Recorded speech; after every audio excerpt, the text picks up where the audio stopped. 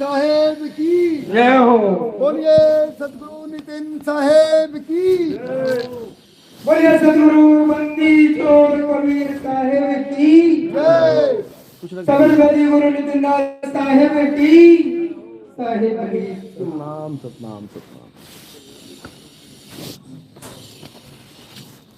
साहेब साहेब साहेब सतनाम जय सतनाम।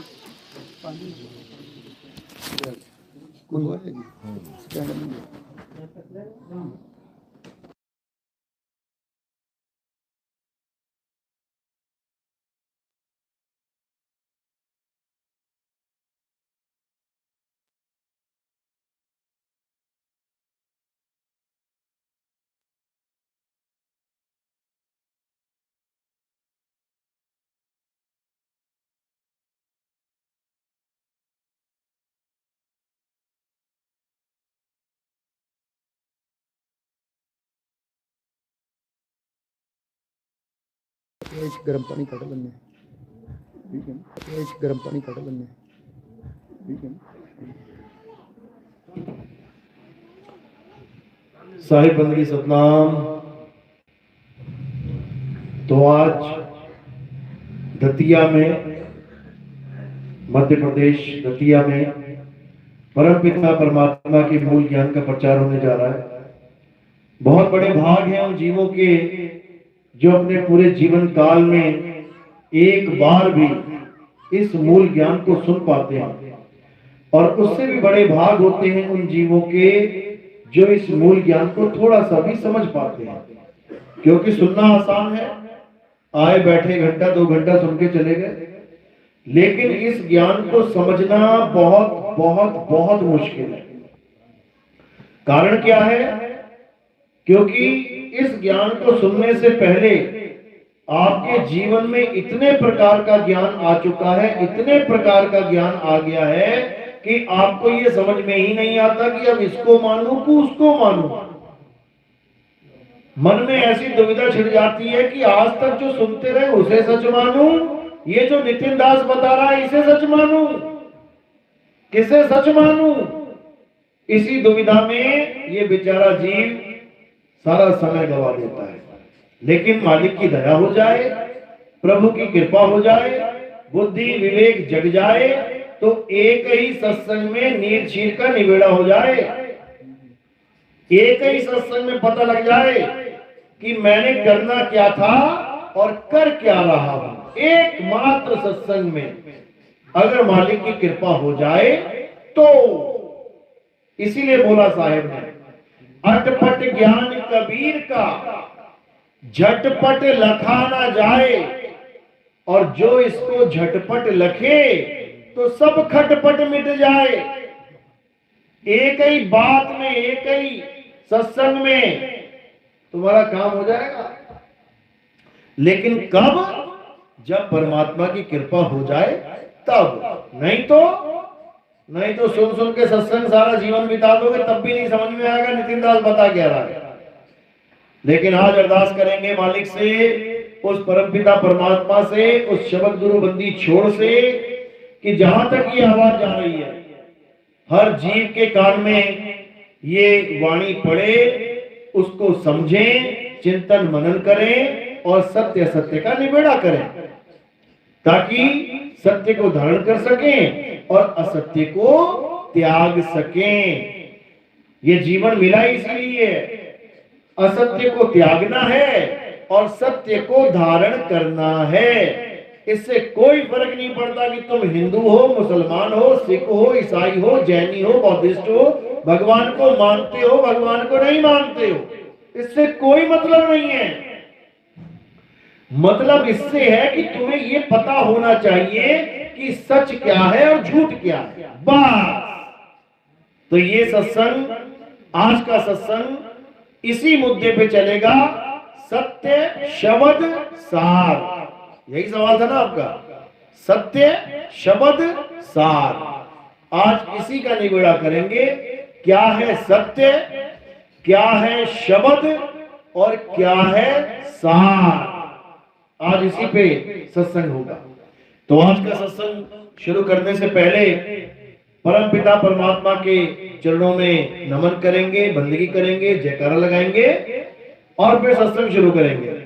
बोलिए परम पिता परमात्मा की, सदगुरु बंदी छोड़ कबीर साहेब की, सदगुरु मदनपति साहेब की, दीवान जवाहरपति साहेब की, सदगुरु वरागपति साहेब की, कर्णपुर धाम की, सभी संतों की, सभी भक्तों की, सत्संग कराने वालों की, इनके माता पिता की, इस गांव नगर बस्ती की, आज के आनंद की, सकल हंस को बंदगी, साहेब बंदगी, सतनाम सतनाम। तो सबसे पहले हमने सत्य को समझना है। सत्य क्या है? सत्य, शब्द और सार, इन तीनों पे आज चर्चा होगी। बहुत गहन विषय है, पूरे ध्यान से सुनना, क्योंकि बार बार बताने वाला नहीं मिलेगा।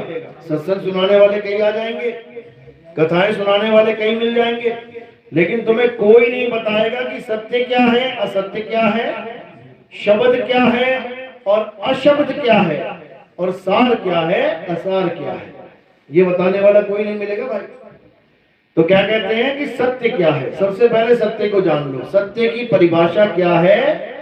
सत्य उसे कहते हैं जिसका ना तो कभी जन्म हो, ना कभी मृत्यु हो, ना तो वो कभी बदले और ना ही उसका कोई कुछ बिगाड़ सके, उसे सत्य कहते हैं। गीता के अनुसार सत्य किसे कहते हैं? हे अर्जुन, अध्याय 2 16वां श्लोक पढ़ लेना जाके।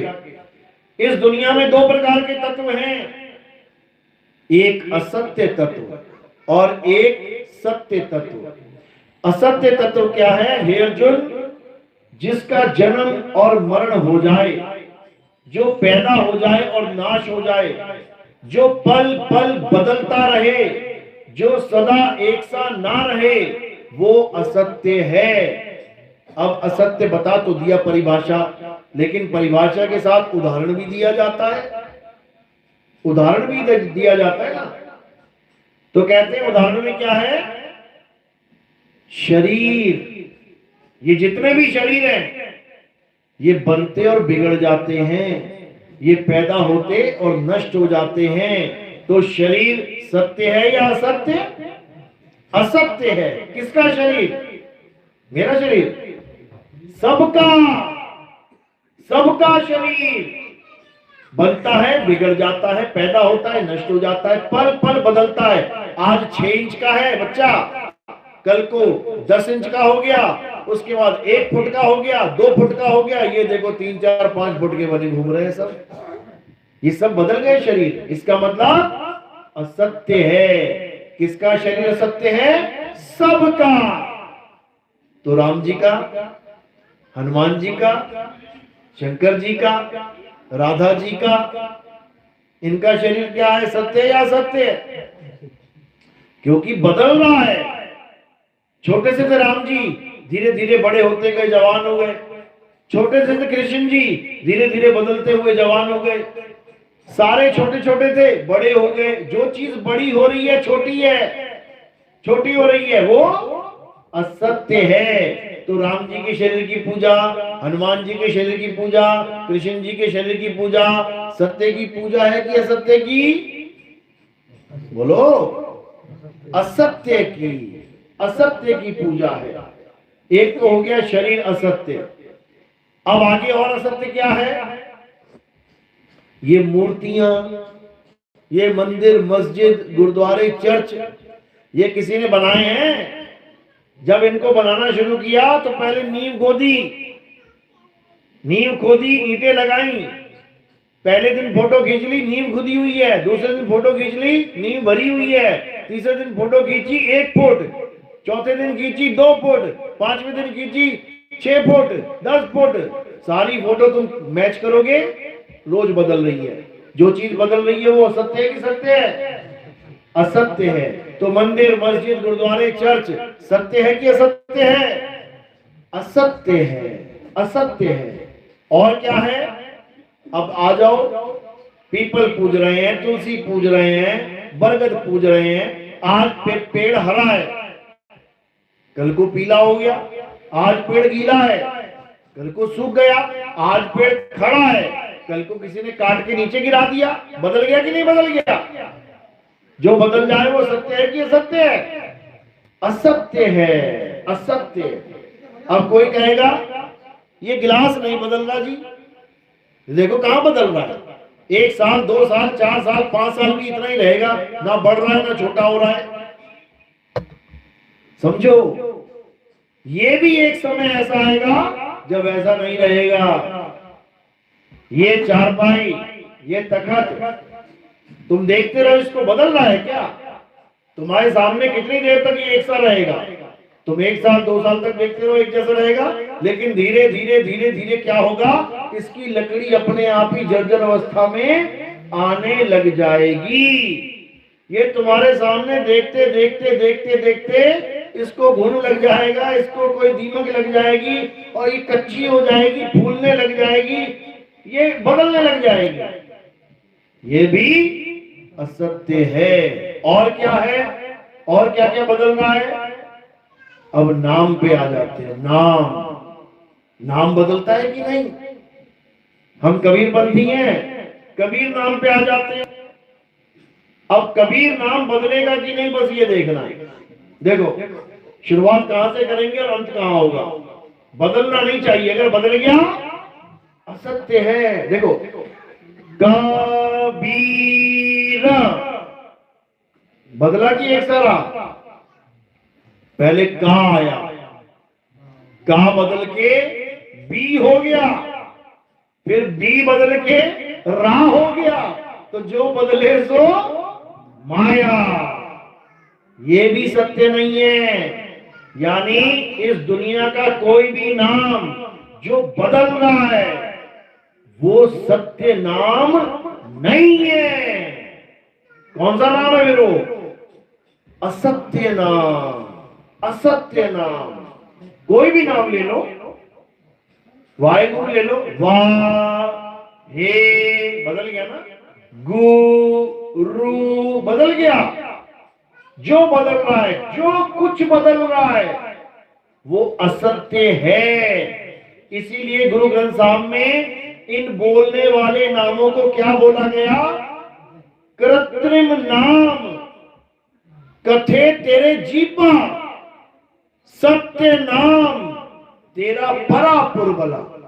यानी पहले तो बहुत सारे नाम लिख दिए, राम, कृष्ण, जितने भी हैं, अल्लाह, वाहेगुरु, सारे नाम लिखने के बाद क्या लिख दिया?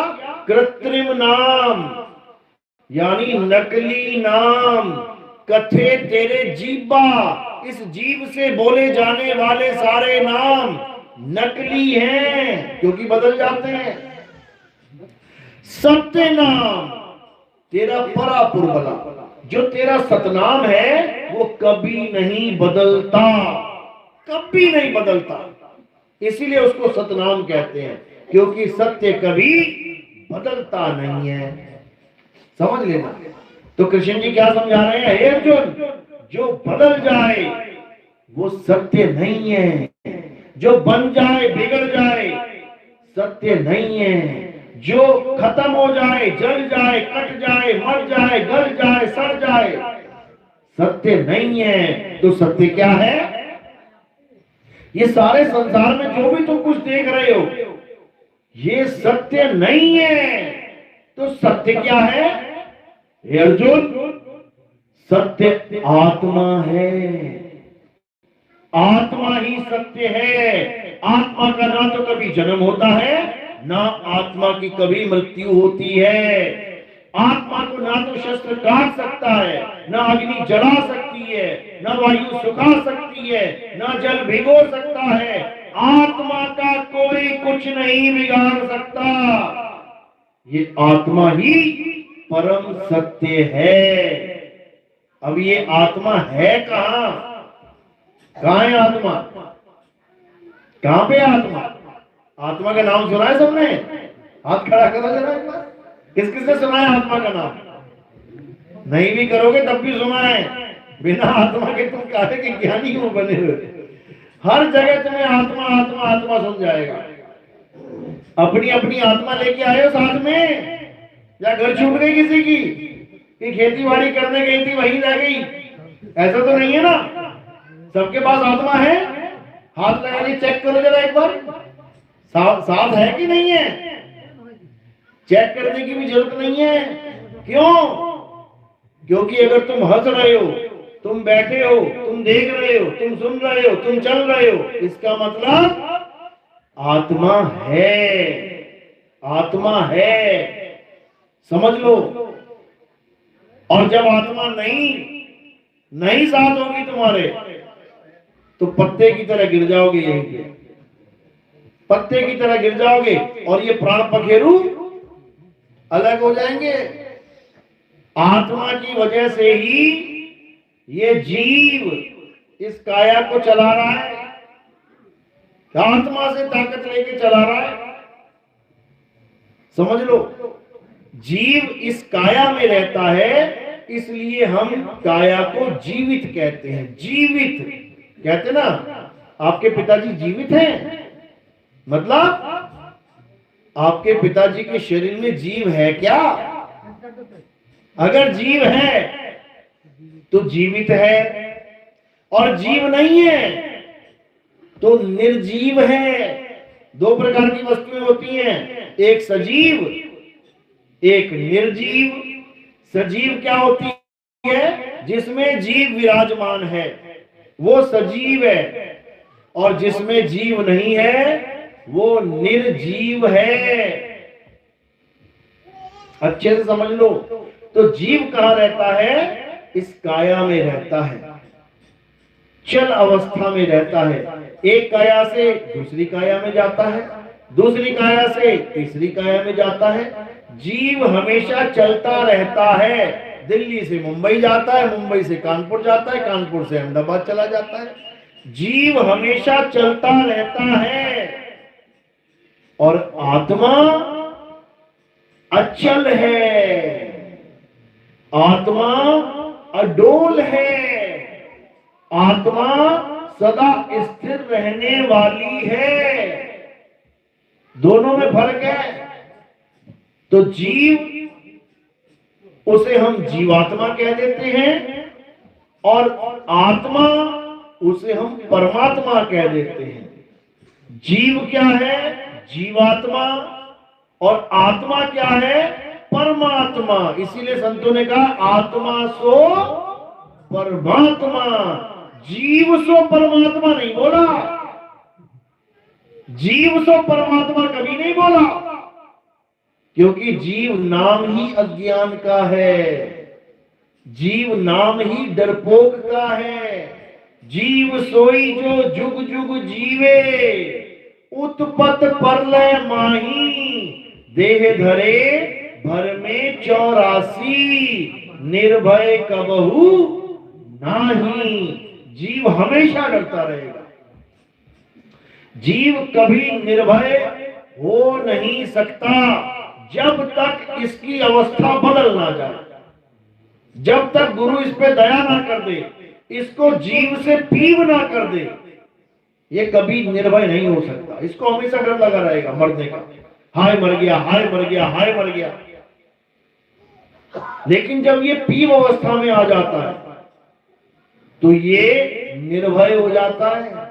फिर इसे कोई मौत वौत का डर नहीं है, फिर ये हमेशा तैयार है, तो वहां तो सही, फिर ये शरीर छोड़ने के लिए तैयार बैठा है। इस अवस्था को क्या कहते हैं? पीव अवस्था। बंधन वाली अवस्था को क्या कहते हैं? जीव अवस्था। बीजेपी में क्या लिखा है? बहु बंधन में बांधिया एक बेचारा जीव, और केवल छूटे आपने जो न छुड़ाए पीव। केवल छूटे, यानी अपने बल से कैसे छूटे? ये अपने बल से नहीं छूट सकता। अरे तुम एक भैंस को बांध दो लोहे की जंजीर से, वो ना छूट पाती है, पूरा दिन बंधी रहती है। तो ये जीव कैसे छूटेगा जो अपने स्वरूप को ही भूला बैठा है, जो अपने शरीर को पकड़ के बैठा है, अपने आप को आदमी औरत मान के बैठा है, ये कब छूटेगा? कभी नहीं छूट सकता। केवल छूटे आपने जे न छुड़ाए पीव, यानी जब तक उस मालिक की कृपा नहीं होगी, उस बंदी छोड़ की कृपा नहीं होगी, उसका नाम ही बंदी छोड़ है। बंदी छोड़ का मतलब क्या होता है? बंधन से छुड़ाने वाला। तो बंधन में कौन है? जीव बंधन में है, और एक नहीं, सारे जग में जीव अनंत, ना जाने पीव को। अरे बहुत कहा समझाए 84 के जीव को। ये छोटे छोटे कीड़े मकोड़े, सांप बिच्छू मक्खी मच्छर से लेके व्हेल मछली हाथी से लेके ये इंसान तक, ये सब जीव ही बना बैठा है। बताओ, जीव ही बना बैठा है, अपने अपने कर्मों के अधीन होके बैठा है। कल का नहीं पता क्या हो जाए तुम्हारे साथ। और कई लोग कहते हैं बस दो वस्तुएं हैं, जड़ और चेतन, इसी में निबेड़ा कर लो। अच्छी बात है, निबेड़ा कर लो। जड़ क्या है, चेतन क्या है? चेतन ये जीव है, और जड़ ये प्रकृति है। जड़ यानी ये जड़ है, ये जड़। मैं इसको पकड़ सकता हूं, मैं चेतन हूं, ये मुझे नहीं पकड़ सकती। ला पकड़ दो, पकड़ दो भाई। अब ये चेतन कर्मों की मार भोग रहा है, और इसको कर्मों की मार कौन भुगता रहा है? कौन भुगता रहा है? जीव के अलावा दूसरा कौन है? चेतन के अलावा दूसरा क्या है? जड़। तो यानी जड़ इस पे लागू हो गया है, जड़ हंटर मार रहा है इसके, जड़ चेतन को भुगतान भुगतवा रहा है। जो जड़ मुर्दा है वो चेतन पे नियम लागू करके बैठा है कि तूने ये किया है तो ये भुगतेगा। अच्छा जी, क्या बात है, फिर तो चेतन से बड़ा जड़ हो गया। अरे एक आम आदमी पर भी किसी राजा का कानून चलता है कि ये करोगे तो ये भरोगे। यहां दो ही चीजें हैं, जड़ और चेतन। चेतन तो भुगतान कर रहा है, किसी की आंख फूटी है, किसी की टांग फूटी है, किसी की कान फूटा है, और पूछो किसने लागू किया ये नियम? तो कहते हैं प्रकृति का नियम है। अरे प्रकृति तो जड़ है, प्रकृति तो जड़ है, तो जड़ चेतन के ऊपर नियम लागू करेगी। शर्म नहीं आती बोलते हुए? समझो बात को। जब दो चीजें हैं, एक जड़ और एक चेतन, तो चेतन ही राजा है। चेतन गुलाम कैसे हो गया? इसको समझने में पूरा जीवन निकल जाएगा। ये तब समझ में आता है जब बंदी छोड़ आते हैं तुम्हारे जीवन में, तब वो बताते हैं तुम्हें कि तुम कहां फंस गए हो। साधो निरंजन जाल पसारा। ये निरंजन कौन है? जड़ है कि चेतन? जिसने जाल बिछाया है ये जड़ है कि चेतन? बता दो जरा। तो जाल कैसे फेंकेगा जड़? जड़ भी कभी जाल फेंकता है? नहीं समझ सकते। ये तब समझ में आएगा भाई जब इस मूल ज्ञान को समझोगे, ये तब समझ में आएगा। और ये एक सत्संग में नहीं समझ में आएगा, इसके लिए बहुत सत्संग सुनने पड़ेंगे। तो इसीलिए कबीर साहब ने क्या बोला कि ये जो जीव है ये है तो चेतन, लेकिन बंधन में है। और बंधन में जो जीव है वो दूसरे बंधन में पड़े हुए को गुरु बना के बैठ गया है। एक गुरु गर्भ में आया और उसका चेला भी गर्भ में आया, दोनों बंधन में है। बताओ कौन छुड़ाएगा किसको? 9 महीने की जेल वो भी काट के आया गुरु, और 9 महीने की जेल चेला भी काट के आया। तो फिर गुरु और चेला कौन है? दोनों ही कैदी हैं। तो साहिब कहते हैं बंधे को बंधा मिला, छूटे कौन उपाय, और कर सेवा निर्बंध की, तो पल में लेत छुड़ाए। निर्बंध कौन है? निर्बंध वो है जो ये जानता है कि ये जड़ प्रकृति आई कहां से है, वही तो निर्बंध है। जो ये मान के बैठा है कि जड़ भी पहले से थी, चेतन भी पहले से था, वो बंधन में है। समझ लो, तुम्हें तुम्हारे गांव से कोई उठा के ले गया, जेल में डाल दिया, तुम्हें याद है कि तुम गांव में रहते थे, अब जेल में आ गए, थोड़े दिनों बाद तुम्हारा वहां पे किसी से शादी करवा दी जेल में, अब जेल में तुम्हारे बच्चे हो गए, तुम निकल लिए, तुम्हारी मृत्यु हो गई। अब जो बच्चा पैदा हुआ है, अब वो क्या ज्ञान लेके पैदा हुआ है कि ये तो मेरा घर है, इस घर में मैं पैदा हुआ हूं, ये तो हमेशा से था, ये तो सदा से था, मैं और ये जेल सदा से था। लेकिन बाप का ज्ञान ये नहीं है। बाप जानता है कि मैं पहले जेल से बाहर था, उसके बाद जेल में आ गया, लेकिन बच्चा कभी जेल से बाहर गया ही नहीं, बच्चा जेल में ही पैदा हुआ है, इसीलिए वो जेल को भी सत्य मान बैठा है कि जेल तो सदा से है। कौन सी जेल है पता है? कौन सी जेल है? उसी जेल में बैठे हो तुम सारे बच्चे, उसी जेल में बैठे हो तुम सारे बच्चे, जो ये भूल गया कि संसार में हम कहां से आए, उसके लिए ये जड़ प्रकृति आदि अनादि है। और जो इस संसार बनने से पहले अपने मूल स्थान को जानता है, उसके लिए ये आदि अनादि नहीं है, नहीं है। अब कोई कहे अच्छा आदि अनादि नहीं है, तो ये बनाया किसने? ये मकान तो समझ में आ रहा है कि 4 मिस्त्री लग के बना के चले गए, ये सूरज किसने बनाया होगा? ये चांद किस मिस्त्री ने बनाया होगा? कहां खड़े होके बनाया होगा? बड़ी सोचने वाली बात है भाई। ये सूरज किसने बनाया? ये चांद, ये तारे, ये किसने बना दिए ग्रह मंडल इतने? लोग उसको भगवान कहते हैं। क्यों कहते हैं? क्योंकि उनको पता ही नहीं है किसने बनाया। जिसके बारे में कुछ ना पता लगे उसको कहते तो भगवान ने बनाया, बात ही खत्म हो गई। असल में जो तुम्हें दिख रहा है कि ये सब बना हुआ है, ये सब सत्य है ही नहीं। समझो, ये तब समझ में आएगी मेरी बात। कल रात में सब सोए थे, सब सोए थे ना, रात में सो के आए हो ना? सपना आया था कोई? कोई सपने में जंगल में था, कोई सपने में महल में था, कोई सपने में किसी खेत में खड़ा था, कोई सपने में किन्हीं लोगों से लड़ रहा था, कोई सपने में हॉस्पिटल में पड़ा था। वो खेत, वो हॉस्पिटल, वो महल किसने बनाया? किसी ने तो बनाया होगा। जब तुम सपने में गए और तुम महल में जा रहे हो, अरे किसी ने तो बनाया होगा, तभी तो बनाए। किसने बनाया बताओ? किसने बनाया? जिसने वो बनाया उसी ने ये बनाया है।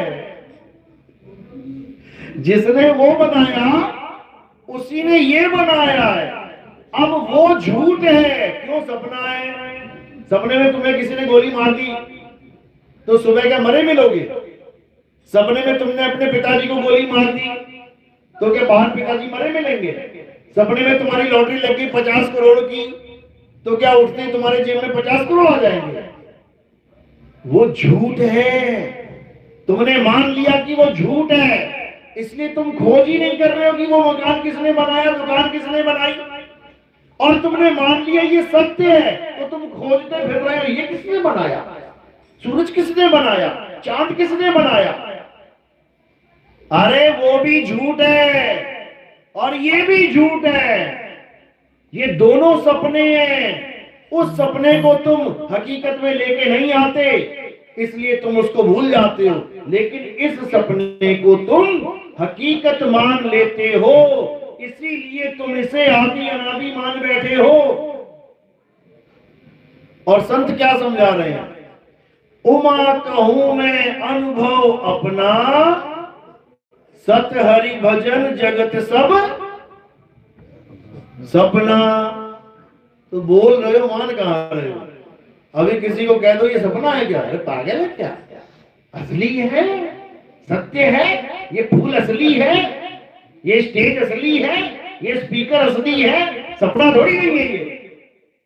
तुम केवल गा रहे हो इसको, तुम मान नहीं रहे हो। तुम इस संसार को सत्य मान बैठे हो। जब तक तुम संसार को सत्य मानोगे तब तक तुम बंधन में रहोगे। याद रखना इस बात पर। इसीलिए बोला जा रहा है सत हरि भजन। किसका भजन? हरि का। हरि हरि मतलब क्या होता है? हरि का मतलब होता है जिसकी वजह से ये सारी सृष्टि हरी भरी है, ये पेड़ हरा भरा है। किसकी वजह से? उस आत्मा की वजह से। जैसे ही आत्मा ने इसको छोड़ दिया, ये पेड़ सूख जाएगा तुम्हारी आंखों के सामने देखते देखते। तो हरि यानी हरी भरी काया किसकी वजह से है? उस आत्मा की वजह से है। और आत्मा ने शरीर को छोड़ दिया, खेल खत्म हो जाएगा इसका। तो सत हरि भजन यानी उस आत्म ज्ञान को, उस आत्मा को भजना ही सत्य है। और बाकी संसार जगत सब सपना। तो जगत में क्या क्या आता है? जगत में मंदिर आता है, मस्जिद आता है, गुरुद्वारा आता है, चर्च आता है, सारे ग्रंथ आते हैं, सारे पत्थर पूजा, मूर्ति पूजा सब कुछ आता है, सारे भगवान आते हैं। जगत संसार को कहते हैं। और संसार एक सपना है। सपने में जो भी चीज दिखाई दे जाए वो सपने का ही अंग है। राम जी कहाँ आए थे? अयोध्या में। अयोध्या संसार का एक अंग है। राम जी अयोध्या में आए, इसीलिए राम जी भी उस सपने का एक अंग है। यानी हमने सपने में राम जी को देख लिया। तो सपने में देखी जाने वाली चीज सत्य है या असत्य है? असत्य है। बिल्कुल सिंपल। यानी कोई भी तुम्हें संसार में दिखाई दे रहा है असत्य है, माया है, वो तुम्हें नहीं बचा सकता। तुम मुझे देख रहे हो, मैं तुम्हें देख रहा हूं, ना मैं तुम्हें बचा सकता हूं ना तुम मुझे बचा सकते हो। मैं क्या दे सकता हूं तुम्हें और तुम क्या ले सकते हो मुझसे, बस इसको जान लो। हम हैं व्यापारी सत्य नाम के, अमर नगर मारो गांव, कोई ले लो जी, ले लो साहिब का नाम। अब ये जो नाम है बस यही है जो सत्य है।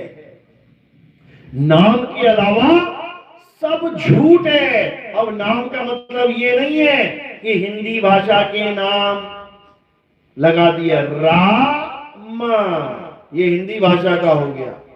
अंग्रेजी भाषा का JESUS जीसस, अरबी भाषा का अल्लाहू अकबर, सिख भाषा में सत श्री अकाल पुरख वाहे गुरु। ये नहीं है सत्य है, ये तो अक्षर है। किसका अंग है? इसी सपने का अंग है।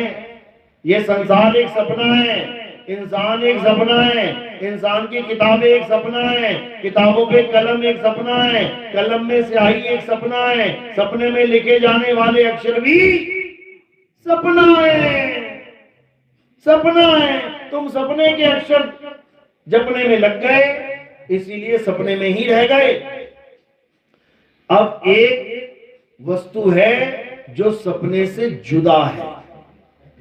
सुबह आपने ट्रेन पकड़नी हो 2:30 बजे की, 3 बजे की, और आप अकेले हो, आपने सोना भी है, जगना भी है, लेकिन अकेले हो, कोई जगाने वाला नहीं, ट्रेन छूट ना जाए तो क्या करते हो?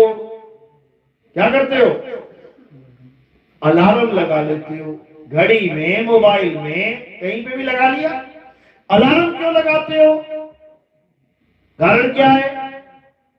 क्योंकि अलार्म की आवाज सपने के बाहर से आ रही है, और जब बाहर की आवाज सपने में घुसती है और तुम सपने में उस आवाज को पकड़ते हो तो तुम सपने से बाहर आ जाते हो।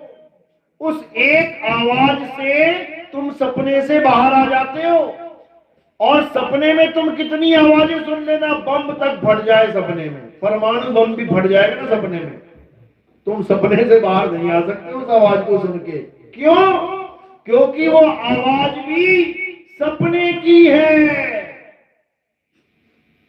इसी प्रकार हमें इस जगत सपने से बाहर निकालने के लिए एक आवाज है जिसे सार शब्द कहते हैं।